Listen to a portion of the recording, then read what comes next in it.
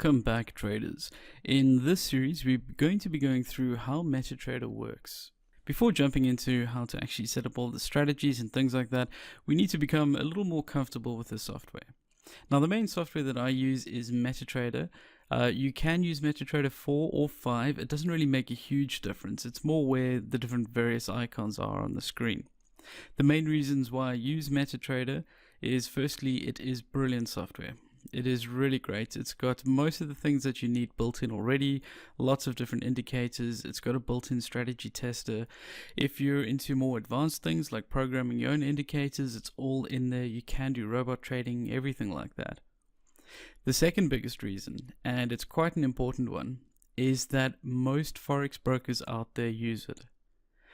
This means if you do have an issue with a broker for whatever reason, if you don't like their customer support or you don't like their spreads they're offering, it's easy enough for you to transfer to a different broker. I find that if you use software that's specific to a broker, then sometimes people feel a bit trapped because when they want to start trading again with a different broker, they have to relearn the software. This way, MetaTrader is available from most brokers out there, so it's easy enough for you to change. The third reason is that it's free for us to use. Basically, the various brokers pay quite a hefty fee, and that allows them to provide MetaTrader to their clients. From the client side, being you and me, we don't have to pay a cent, and that is the best price of all, isn't it? You'll see I've got my MetaTrader loaded up. When you've finished installing yours will look very similar. There might be a few different details about it. You'll have 4, maybe 5 windows loaded up. Now, what we're going to do is we're going to go through how MetaTrader works. I'm going to go through each of the different functions, where to find things, and just point you around the software. I'd really suggest you spend a bit of time just playing around and getting used to it before we start moving on to the actual indicators. When you first load yours up, you might just have these 4 currency pairs up here, or a different 4, but you also might have your default setup, which will have a data window and navigator. So if yours did look different, it'll probably look like this about now. But let's go through all the different features of MetaTrader.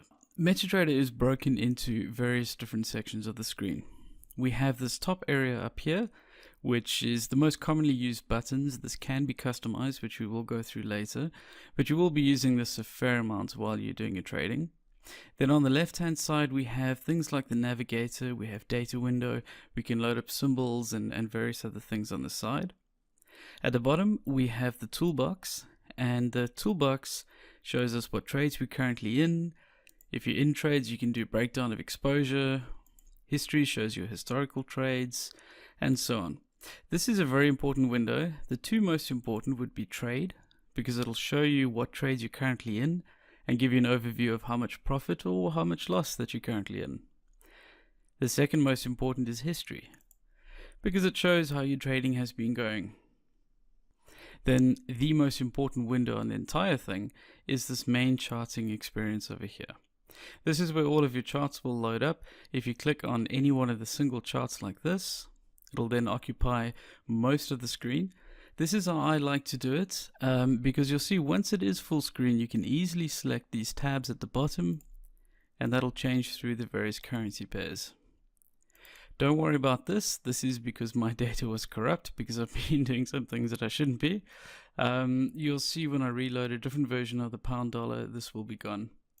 We have things like the euro dollar, and these are just the default bar charts.